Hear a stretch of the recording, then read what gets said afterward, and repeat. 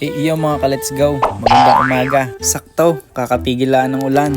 Tayo umuwi, din sa San Juan. Kanino garing baka, kasarap kaldereta. Biro lang, baka tayo mabarangay pa. Samahan niyo pala kami may pupuntahan. Bibisitahin lang daw namin at tanim ng aking kapatid na kangkungan. Ay biro lang ho, baka isipin niyo tunay. Ganyan ang kagandahan pag din sa probinsya. Pag ikay magaling makisama, ay makakalibre ka na. Huwag naman laging libre, yun ay buaya na. Ano nga pala ho ang ilog sa amin, laway kung tawagin.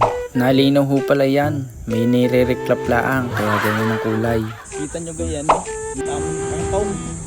Bayan ay binibili pa yan, ay binay, ipitas ka laang. Di yan ho tayo mangunguha, ay kalalambor pa. Ganyan naman din ho ang nabibili sa palengke. Hindi pa nga natin alam kung saan yung tinatanim. Ay iyan namang kangkong ay madaling mabuhay, basta basaan lupa ay talagang kaigi na. Bakit gaho nung araw ay kaigin ng garnilaang? Pagka ikay nakapaglabo ng talbos ng kamutit may baguaw, ay ayos na. Nilabon saging na saba, sausaw sa mantika na may asin ay katalo na. Ay ngayon, pritong manok na, bago makakain ay pambabag pa. Sulong sa palengke, 21 talay, ay baka rin 50 pa.